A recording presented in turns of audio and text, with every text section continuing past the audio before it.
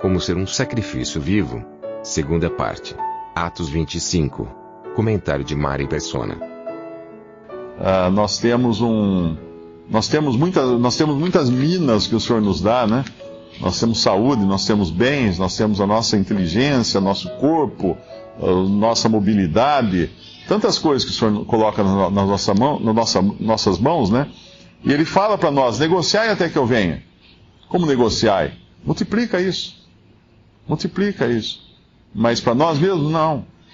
Não, é o que Paulo está fazendo aqui. Cada lugar que Paulo passa, ele, por assim dizer, as minas dele, né, vamos usar a ilustração aqui, rendiam juros e correção monetária, porque ele, cada vez mais e mais gente estava ouvindo o Evangelho, estava se convertendo ou não, né? Mas de qualquer maneira a palavra de Deus não volta vazia, ou ela volta para a salvação, ou ela volta para a condenação daquele que escuta e rejeita. Mas isso que se nós estamos aqui hoje, reunidos, né, como cristãos, salvos por Cristo, foi porque lá atrás começou isso, foi lá. Foi naquela época que começaram aqueles poucos, 120 primeiro lá, naquela casa, naquele cenáculo, e aquilo foi se espalhando, e agora tem no mundo inteiro esses que desfrutam dessa progressão geométrica, né, que aconteceu porque alguns não se importaram em se entregar como sacrifício vivo nas mãos do Senhor. Talvez um versículo em 2 Coríntios 5 nos ajude a meditar nisso. 2 Coríntios 5, versículo 15. E ele morreu por todos, para que os que vivem não vivam mais para si, mas para aquele que por eles morreu e ressuscitou. E um pouco antes, no mesmo capítulo 5, versículo 10, porque todos devemos comparecer ante o tribunal de Cristo, para que cada um receba segundo o que tiver feito por meio do corpo, ou enquanto no corpo, ou bem ou mal. Esse mesmo corpo que nos fala lá em Romanos capítulo 12. Os judeus eram tão zelosos da sua lei, zelosos da sua religião, e nós vemos que ao mesmo tempo eles eram tão relapsos em relação a tantas coisas, né? Basta ver a confusão que estava a terra de Israel nessa época. Eles estavam invadidos sob domínio romano. Eles tinham se misturado com os gentios, coisa que não era de acordo com a lei dos judeus. Um pouco antes, no capítulo 24 de Atos, nós encontramos que, no versículo Atos 24, e alguns dias depois, vindo Félix, que era um gentio, com sua mulher Drusila, que era judia, mandou chamar a Paulo. Então eles estavam se casando e se dando em casamento entre raças diferentes, entre diferentes povos aqui. E agora entra Festo, que é outro gentio, talvez romano, e daí vem Agripa, que era judeu. Ele era um rei, né, mas ele era um rei mantido sob o jugo romano. Mas ele conhecia o judaísmo, ele era de família judaica. Vem ele e Berenice, que era sua irmã. E é interessante como o Espírito Santo nos conta as conversas dos bastidores, né? Se a gente estivesse lendo um romance, nós poderíamos falar assim: isso aqui é o romancista, então escreveu, né? Veio da imaginação dele, o que fulano disse para Cicrano, o que Cicrano disse para Beltrano. Mas aqui teve uma passagem, acho que foi antes, que nós vemos uma carta que foi mandada de um governante para outro, e nós conhecemos o teor da carta. Como que nós conhecemos o teor da carta? Quem interceptou essa carta para chegar até o livro de Atos, para chegar ao conhecimento de Lucas, que escreveu o livro de Atos?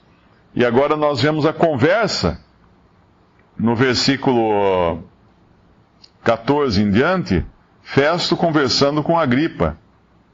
E quem anotou essa conversa?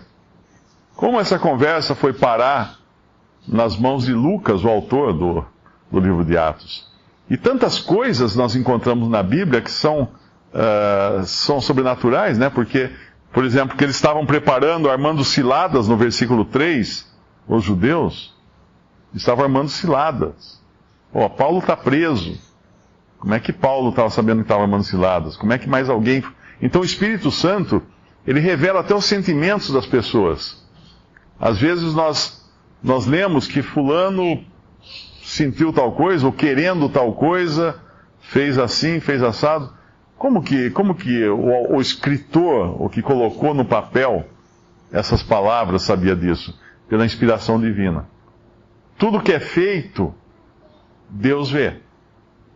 E o Espírito Santo revela, então, aos escritores da Bíblia, aos que escreveram, aquilo que ele quer revelar. Mesmo que tenha acontecido no mais oculto, na conversa mais reservada, na carta mais secreta, ela vem parar aqui no Novo Testamento para nós, e hoje nós podemos ler isso. Então tudo isso aqui podia parecer trama dos políticos da época, mas Deus estava no total controle disso, escutando cada palavra e anotando cada palavra. E aqueles judeus tão zelosos da sua religião, da sua fidelidade a Deus, eles até construíram no versículo 1, no capítulo 25, entrando, pois, Festo na província, subiu dali a 3 dias de Cesareia a Jerusalém. Que Cesareia?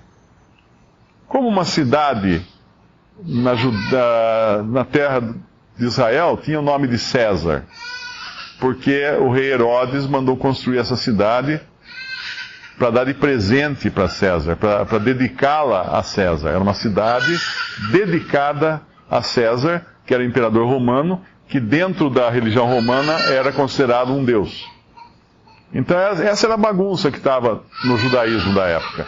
Eles retinham aquilo que eles achavam que era importante e abriam mão das coisas que eles achavam que podiam abrir mão. E assim eles pegam agora no pé de Paulo, porque, como diz Festo aqui, essa é a opinião do Festo, né? É a respeito de um certo defunto. Ele fala no versículo 19. Festo, obviamente, não está se referindo à ressurreição, porque ele não é nem um judeu e nem um cristão, claro. Tinham, porém, contra ele algumas questões acerca de sua superstição e de um tal Jesus defunto que Paulo afirmava viver. Obviamente, essa não é a ressurreição. Era apenas um homem que morreu, que havia voltado à vida, como aconteceu com Lázaro, certamente. Mas essa não é a ressurreição.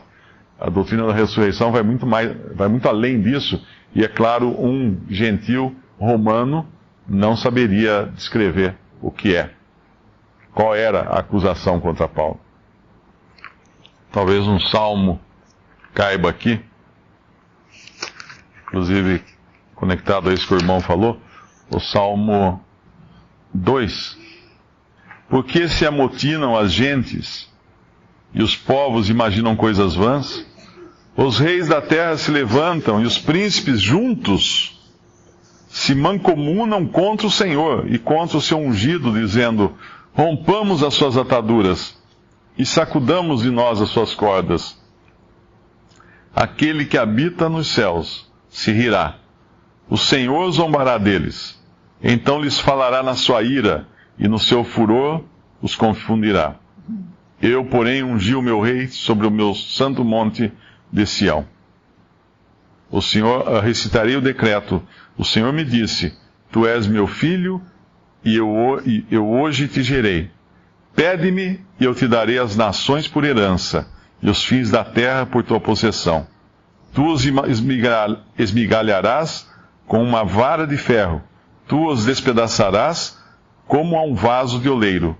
Agora, pois, ó reis, sede prudentes, deixai-vos instruir, juízes da terra.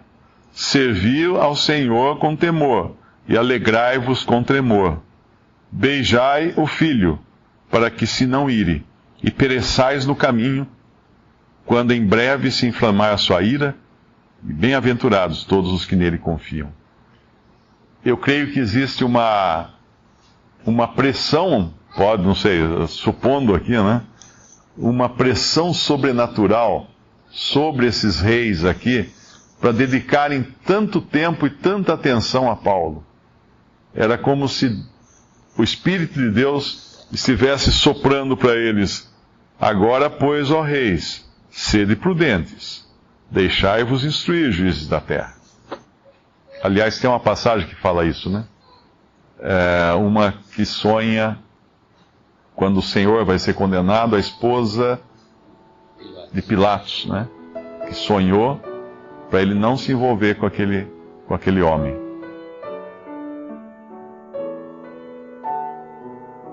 Visite Respondi.com.br. Visite também 3minutos.net.